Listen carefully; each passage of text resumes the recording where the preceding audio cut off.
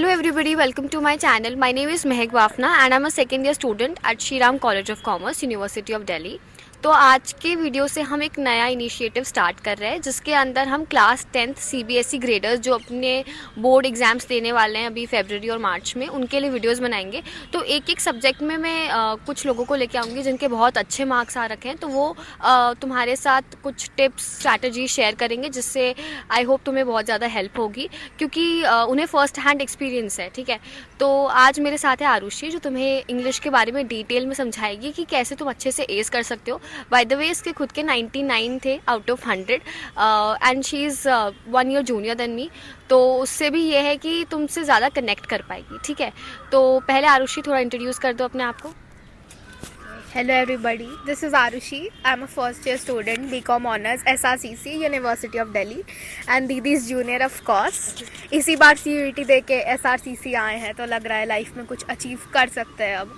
सो topic से हटते नहीं है, इंग्लिश पे बात करना है ऑफ कोर्स। सो ये वीडियो इज़ मेजरली फॉर जो इंग्लिश का एग्ज़ाम देने वाले हैं 10th बोर्ड वाले लोग। 2024-25 में आपका एग्ज़ाम फरवरी में है। अभी तक सब सैम्पल पेपर्स और क्या क्या नहीं कर रहे होंगे, बट जो कुछ लोग नहीं कर पा रहे हैं उनको क्या करना चाहिए उस बात पे ज़्यादा आज फोकस करते हैं हम लोग। सो अगर आपके पेपर पैटर्न की बात करें तो your paper pattern is majorly 3 parts, part A, B and C. A is the reading comprehension, B is the grammar and C is आपका लिटरेचर का पार्ट। सो देखा जाए तो literature carries the highest amount of highest percentage of marks followed by the other two. तो reading वाले की बात करें तो there are 2 sections to it. पहला is the discursive passage and second is the case based one. तो discursive आप लोगों ने नॉर्मली देख के रखा होगा, ये आप जब छोटे स्टैंडर्ड में थे 8th में 9th में भी डिस्कर्सिव मेजरली हम लोगों ने किया था। हमारा टाइम वो टर्म 1 एंड टर्म 2। तो टर्म 1 में वी हैड डिस्कर्सिव भी और केस बेस्ड भी। तो केस बेस्ड उस टाइम नया था बिकॉज हमें पता नहीं था और वो उस चीज़ को लेके एक हो जाता है कि आपके लिए नई चीज़ है, तो केस बेस पे ज़्यादा ध्यान देना। मेरा पर्सनली वो कोविड बैच में term 1 term 2 MCQ and theory. तो MCQ वाला बस 20 from grammar and 20 from literature and the other दो जो थियोरी वाला था दैट वाज 25 लिटरेचर एंड 15 आपका ग्रामर पोर्शन। ग्रामर पोर्शन में वो राइटिंग आपकी भी है, लेटर राइटिंग है एंड देन पैसेज राइटिंग भी है। Passage writing is also analysis based जिसमें ग्राफ एंड ऑल दिया रहेगा, ग्राफ या सम पाई चार्ट जिससे आपको करना रहेगा। एंड वो सेकेंड वाले पार्ट में इज ऑल्सो ग्रामर, उसकी आपको लिस्ट दी गई है आपके सिलेबस में कि क्या क्या है। सो उस चीज़ पर ध्यान देना। ऑफकोर्स मेरा एग्जाम नहीं है तो सिलेबस उतना एलैबोरेट नहीं कर पाएंगे। And third is literature. 2 books चलते हैं CBSE बोर्ड में, first flight and footprints without feet. तो ये दोनों बुक्स को थरली पढ़ना है। और एनी अदर क्वेश्चंस? ठीक है, ये तो तुमने नटशेल में बता दिया कि एग्जैक्टली पेपर को अप्रोच कैसे करना है, सब्जेक्ट को कैसे समझना है। अब एक एक करके सारे पार्ट्स को डिटेल में समझते हैं। तो सबसे पहले जो अपना सबसे इम्पोर्टेंट सेक्शन है लिटरेचर, उससे स्टार्ट करते हैं। सो लिटरेचर आपका सबसे इम्पॉर्टेंट सेक्शन है, 40 मार्क्स रहते हैं। लिटरेचर को एस कैसे करना है, बिकॉज बहुत लोग क्या हो जाते हैं कि उनका ग्रामर अच्छा है but they don't have enough speaking skills and not enough writing skills. Literature में writing skills is a must. आपके पास राइटिंग स्किल्स नहीं है तो बुक्स पढ़ो, वीडियोस देखो। वीडियोस के लिए you can refer dear sir, Shipra ma'am, उनके लिटरेचर के कॉन्सेप्ट्स, ग्रामर के कॉन्सेप्ट बहुत सही है। एंड आपको क्या करना है खुद के तरफ से, जब आप सेल्फ स्टडी करने बैठो एक चैप्टर कम से कम 1 से 2 बार तो पढ़ना ही पढ़ना है। अभी आपके पास इनफ टाइम है तो ये मत बोलो कि टाइम नहीं है, फरवरी को है एग्ज़ाम। तो क्या करना चाहिए कि जब आप एक चैप्टर लेके बैठो, कीवर्ड्स, सारे कीवर्ड्स को यू हाईलाइटेड एंड फिर right it on a notebook. वो नोटबुक आपके पास रहनी चाहिए, खो मत देना। हम कर चुके हैं ऐसा, खोए है भाई, नोटबुक खो जाती है। तो अच्छे से रखना, वो नोटबुक को खोना नहीं। और रोज़ एक ना एक चैप्टर उठाओ, उसके कीवर्ड्स लिखो। वो कीवर्ड्स आर वेरी इंपॉर्टेंट। अगर कोई 5 मार्क्स का क्वेश्चन है, 6 मार्क्स का क्वेश्चन है, उसमें अगर 10 कीवर्ड्स भी आपके बुक वाले हैं ना, तो जो चेक कर रहा है उसके ऊपर एक अच्छा इम्पैक्ट बनता है, वो आपको सही से मार्क्स देते हैं। क्योंकि मार्क्स इंग्लिश में कटते हैं, let's be for real, English में कटते हैं। कहानी लिखने से मार्क्स नहीं मिलते हैं। जो कहानी लिखते हैं वो 80-85 तक ही रह जाते हैं। सो कहानी नहीं लिखनी है हमें अगर एस करना है तो। उसके बाद the third I would say is vocabulary. Vocabulary पे बहुत ध्यान देना है, क्योंकि वोकैबुलरी सिर्फ और सिर्फ आपके लिटरेचर में काम नहीं आएगी। जब आप बाकी दोनों सेक्शंस में भी जाओगे ना, तो जो पैसेज वाला सेक्शन रहेगा उसमें कई बार 2 से 3 वर्ड्स के मीनिंग पूछ देते हैं, और वो वर्ड हमारे लिए नया होता है, उसका मीनिंग हम जान ही नहीं पाते।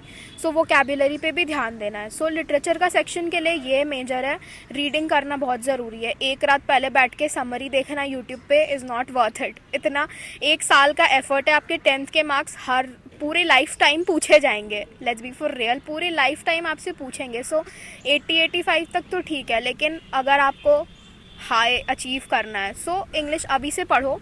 ऐसा मत सोचो कि इजी सा सब्जेक्ट है, इजी नहीं होता, कुछ भी इजी नहीं होता, कुछ भी हार्ड नहीं होता। That was it for literature. ठीक है। और आरुषि ने एक बहुत इंपॉर्टेंट चीज़ हाईलाइट करी है कि हम यूजुअली इंग्लिश को नेग्लेक्ट कर लेते हैं जब हम प्रिपेयर कर रहे हैं, तो बाकी सब्जेक्ट के साथ इंग्लिश को भी थोड़ी इंपॉर्टेंस देनी है। ऐसा नहीं है कि 2-3 दिन में पढ़ रहे हैं, पूरा सिलेबस ऐसे ही बस करने के लिए कर रहे हैं, वैसी चीज़ें मत करना। अगर तुम्हें लगता है कि इंग्लिश ईजी है तो कोशिश करो ना कि इंग्लिश में बहुत अच्छे मार्क्स आ जाए, जिससे तुम्हारा जो परसेंटेज है, जो मैथ्स या साइंस की वजह से बहुत नीचे गिर सकता है, वो इंग्लिश की वजह से ऊपर आ जाए। तो थोड़ा सा कैलकुलेट करके, दिमाग में बहुत कैलकुलेटेड काम करना होता है, ठीक है। तो ये तो हमारी बात हो गई लिटरेचर की। अब बात करते हैं राइटिंग स्किल्स, ग्रामर और पैसेजेस। इन सारी चीज़ों को कैसे समझना है? अच्छा, तो पैसेज पे आते हैं सबसे पहले, क्योंकि पैसेज क्या हो जाता है, बहुत टाइम ले लेता है। So everybody has that 15 minutes जो उनको मिलते हैं रीडिंग के लिए। तो रीडिंग पे आप ये सोच के पैनिक मत करो कि पीछे वाले क्वेश्चंस देख रहे हैं, अरे मुझे तो ये नहीं आता, ग्रामर का अरे ये फिल इन द ब्लैंक्स था, ये तो मेरे को आता नहीं है, वो मत करो। वो रीडिंग टाइम को you utilize it for the passages. First go for the discursive one. Discursive वाला क्या होता है, it's in long long paragraph, जिसको पढ़ने में टाइम लग जाता है। तो अगर आप अपने राइटिंग टाइम को वो पढ़ने में वेस्ट कर दोगे, सो शायद आपका लिटरेचर का टाइम वो कंज्यूम कर जाएगा और आपको दिक्कत हो जाएगी पेपर फिनिश करने में। तो सबसे पहले वो जो 15 मिनट्स होते हैं उसमें आप वो पैसेज को पढ़ो, और जितने आंसर्स आप हाईलाइट कर सकते हो उसको कर दो, ताकि वो आगे जाके आपका टाइम ना ले। एंड पर्सनली जो pattern I followed was the literature first. I wrote the answers for literature first, क्योंकि वो मेरे को आता था, और अगर उसको नहीं लिख देते and I just left it for the last, तो क्या हो जाता कि मे बी मेरे वो क्वेश्चन छूट जाते। सो आप अपनी पेस को ध्यान में रख के वो चीज़ करना, और आंसर्स ऑफकोर्स फर्स्ट वाला जो पार्ट होता है उसके यू कीप हाईलाइटिंग। सो अब फर्स्ट वाले पार्ट को टैकल कैसे किया जाए, बिकॉज पैसेजेस ऑफकोर्स अनसीन होते हैं, आपने कभी देखे नहीं है वो है क्या, उसमें क्या कुछ भी आ सकता है। पहला वाला is discursive passage. Discursive passage में लंबे लंबे पैराग्राफ्स आएंगे जो आपको पढ़ने हैं और उससे आंसर्स देने हैं। Those answers are like 5 questions from MCQ pattern, and जो 5 क्वेश्चंस होते हैं you have to write in 1 line. तो 1 लाइनर्स आर कंपैरेटिवली इजी, क्योंकि उनके आंसर्स आपको most of the times passages में मिल जाते हैं। लेकिन जो MCQ होता है उसमें बहुत बार वो मीनिंग पूछ देते हैं कि इसका मीनिंग क्या होता है। ये इस पैराग्राफ के इस लाइन पे एक वर्ड दे देंगे और बोलेंगे इसका मीनिंग क्या होता है। बहुत बार एक नया वर्ड आ जाएगा, आप उसका मीनिंग नहीं बता पाओगे। सो उस time there is one technique that works is eliminating options. ये पर्सनली ट्राइड एंड टेस्टेड है। उसमें क्या करते हैं कि जैसे 2 या 3 वर्ड्स आपको ऐसे मिल ही जाते हैं जिनका मीनिंग आपको पता रहता है, और वो क्या होता है, अगर आप रिलेट करो उस वर्ड से जो क्वेश्चन में पूछा गया है एंड वो उससे मैच नहीं कर रहा है, so you can just eliminate that अगर आपको उसका पता है। So this is one trick I use for the unseen passages, meaning वाले वर्ड्स, क्योंकि ऑफकोर्स सारे वर्ड्स तो किसी भी इंसान को नहीं पता हो सकते हैं। देयर आर वर्ड्स जिसके मीनिंग आपको नहीं पता होंगे। So don't panic at those times, instead you can like use this trick. उसके बाद जो सेकेंड वाला पैसेज आता है that's case based. Case based I would say कि वो कंपैरेटिवली ईजी होता है। ईजी इसलिए होता है क्योंकि there is data given, there are charts you can analyze. जैसे मेरे वाले में था, there was one pie chart. वो पाई चार्ट पे there were percentages clearly given और उससे क्वेश्चन पूछा था। सो केस बेस्ड वाले में आपके मार्क्स कटने के चांसेस कम हो जाते हैं, क्योंकि there is data and everything जो आप सीधा क्वेश्चन में वो पूछते हैं, you can write it. So ये हो गया आपका पैसेज वाला, that's reading comprehension, the first section. उसके बाद the second section is writing and grammar. Writing and grammar में आपके पास लेटर है, तो लेटर से ही थोड़ा एक्सपीरियंस बुरा था। लेटर का एक्सपीरियंस थोड़ा बुरा था। दैट 99 का टैग वॉज बिकॉज कि वो लेटर का फॉर्मेट में आई रोट डेट एक लाइन ऊपर, वो एक लाइन ऊपर नहीं होती, वो डेट को नीचे लिखा जाता था। तो आई messed up with the format, क्योंकि उस टाइम शायद फॉर्मेट चेंज हुआ था, एक बार रिवाइज हुआ था हमारे टाइम बीच में फॉर्मेट। सो फॉर्मेट्स वगैरह सब अच्छे से देख के जाना, एक तरह का लेटर देख के मत जाना, बिकॉज आपके सिलेबस में इस फॉर्मल लेटर, तो आप सोचोगे लेटर टू एडिटर ही आ जाएगा, तो वो नहीं आएगा। फॉर्मल लेटर्स के सारे पार्ट्स देख के जाना. The second is you have to write a paragraph. It's paragraph writing. Paragraph writing में भी कोई या तो आपके पास कोई चार्ट्स वगैरह है या ग्राफ है, उसी पे एनालिटिक पैराग्राफ राइटिंग है आपके सिलेबस में इस बार जो है. सो पैराग्राफ राइटिंग इज़ थोड़ा easy and people do this mistake in paragraph writing कि वो आधे लाइन छोड़ छोड़ के लिख देते हैं. They are like paragraph writing 2-3 paragraphs में नहीं होती paragraph writing. Paragraph writing is done in 1 paragraph. अगर आप सोच रहे हो कि हाँ डेकोरेट कर देते हैं, नहीं, वो फॉर्मेट होता है पैराग्राफ राइटिंग का, वो कट जाएगा, मार्क्स डिडक्ट होते हैं उसके. तो पैराग्राफ राइटिंग में मिस्टेक नहीं करना है. उसके बाद आता है ग्रामर का पार्ट. सो ग्रामर का पार्ट में यू गिवन सम टॉपिक्स, आपको वो चैप्टर्स मिले हैं. तो ग्रामर के लिए personal recommendation would be rain and Martin. I referred from rain and Martin in class 10th. उसमें concepts were very clear, had tons of examples. And उसके बाद PYQs आर नेसेसरी क्योंकि इंग्लिश ऐसा एग्जाम है जिसमें questions repeat होते रहते हैं. क्या इंग्लिश, सारे एग्जाम्स में मोस्टली ऐसा होता ही है. सो अगर आप 10 ईयर्स क्वेश्चंस उठाओ, PYQs उठाओ एंड यू सॉल्व इट, तो एक पैटर्न कंसिस्टेंसी आपको दिखेगा कि there is the same pattern followed except for हमारा बैच. उसको छोड़ देना, that won't be that relevant. तो उसके अलावा आप उठाओगे तो एक पैटर्न दिखेगा और आपको उससे काफ़ी क्लैरिटी मिलेगी. That was about the part B. C था लिटरेचर में आपका पैटर्न है 2 markers and then 5 marks and the 6 mark question, जिसमें ऑप्शन रहेंगे. आप छोड़ सकते हो, जैसे 6 में से 5 लिखना है, देन 2 में से 1 लिखना है, 2 में से 1 लिखना है. This is your pattern for literature. तो लिटरेचर में ऑफ कोर्स राइटिंग प्रैक्टिस करते रहना. एंड एक चीज़ जिसके लोग मिस्टेक कर देते हैं कि अगर उसमें वर्ड लिमिट स्पेसिफाइड है, प्लीज़ फॉलो दैट. क्योंकि जो चेक करने को बैठा है, ही विल ऑल्सो चेक कि how attentive you are when attempting questions. अगर आपका 40 to 60 मार्क्स का वर्ड लिमिट है, उसमें आप 15-20 लाइन लिख दोगे तो वो इररिलेवेंट लगेगा कि कहानी भर रहे हो. वो चीज़ नहीं करना है. Cut short to the point with keywords answer लिखना है लिटरेचर में. और अगर कोई जो 5 to 6 मार्क का क्वेश्चन है उसको आप 3-4 लाइन में समेट दोगे तो फिर वो चेक करने वाला सोचेगा कि आपको आता नहीं है, you just road something. So word limit का भी खास ध्यान रखना है. So that was about the literature section. और आई होप कि आपको ये तीनों सेक्शंस पता चला हो कि किस तरीके से अटेम्प्ट करना है. Any other things? तो मैं थोड़ा सा समराइज़ कर देती हूँ जो आरुषि ने कहा. सबसे पहले तो इन्होंने बताया कि अनसीन पैसेजेस को इग्नोर नहीं करना है क्योंकि बहुत ज़्यादा इंपॉर्टेंट होते हैं. उसके भी मार्क्स तो है ही ना. तुम मैंने बहुत लोगों को देखा है कि बिना तैयारी के चले जाएंगे कि देख अनसीन है तो उस टाइम ही देख के तभी कर लेंगे. But this is not the right approach, this is not a very logical approach. क्योंकि देखो, अगर तुम अभी से रीडिंग कॉम्प्रीहेंशन की जो प्रैक्टिस है वो कर लोगे ना, तो अगर तुम आगे जाके कोई कॉम्पिटिटिव एग्जाम, कोई CUET जैसा पेपर लिखते हो तो तुम्हें तभी भी बहुत ज़्यादा काम आने वाला है. तुम देख सकते हो कि CUET का पेपर, क्लैट का पेपर, ये सारे कॉम्प्रीहेंशन बेस्ड ही है. तो अगर तुम अभी से थोड़ा फोकस करना स्टार्ट कर दोगे तो तुम्हें ना सिर्फ 10th बोर्ड में हेल्प होगी, 12th बोर्ड में हेल्प होगी, फिर CUET कॉम्पिटिटिव एग्जाम्स में भी हेल्प होगी. और अगर तुम्हें नहीं समझ में आ रहा है कि रीडिंग कॉम्प्रीहेंशन को कैसे करें, तो मैंने अपने चैनल पे एक वीडियो डाल रखा है. ऑल्दो वो क्लैट और CUET के लिए, पर तुम भी उसे रेफर कर सकते हो क्योंकि अगर तुम एक लेवल ऊपर का देखोगे तो तुम्हें थोड़ा ज़्यादा ही समझ में आएगा. एक एज तुम्हें हमेशा बाकी लोगों से मिलेगी ही. तो ये तो हो गई हमारी रीडिंग कॉम्प्रीहेंशन की बात.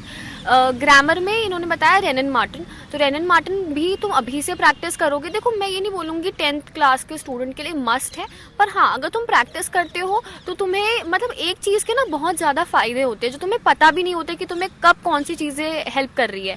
अब यूजुअली हम देखते हैं कि CUET में जो इंग्लिश है वो अनप्रिडिक्टेबल आ जाता है और बहुत लोग जो अच्छा स्कोर कर पाते हैं ये इन्हीं छोटी छोटी चीज़ों की वजह से कर पा रहे होते हैं. इन्होंने बहुत शुरुआत से ही अपनी जो प्रिपरेशन है, अपना फाउंडेशन इतना स्ट्रॉन्ग कर लिया है कि अब इन्हें छोटी मोटी अनसर्टेनिटी से फ़र्क नहीं पड़ता. तो अगर तुम्हारे पास टाइम है, तुम्हें इंटरेस्ट है इंग्लिश में, तो ज़रूर ये सारी चीज़ें करनी चाहिए. लिटरेचर में अगेन इंपॉर्टेंट चीज़ें हाईलाइट करो, वर्ड्स यूज़ करो जो बुक के अंदर, जैसे आरुषि ने बताया.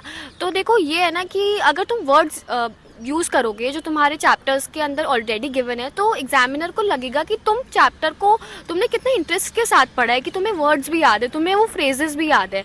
तो अगर तुम अपने आप को डिफ्रेंशिएट करना चाहते हो बाकी लोगों की कॉपी से, तो देखो कुछ तो एक्स्ट्रा एफर्ट डालना ही पड़ेगा. बिना एफर्ट के कुछ नहीं होगा.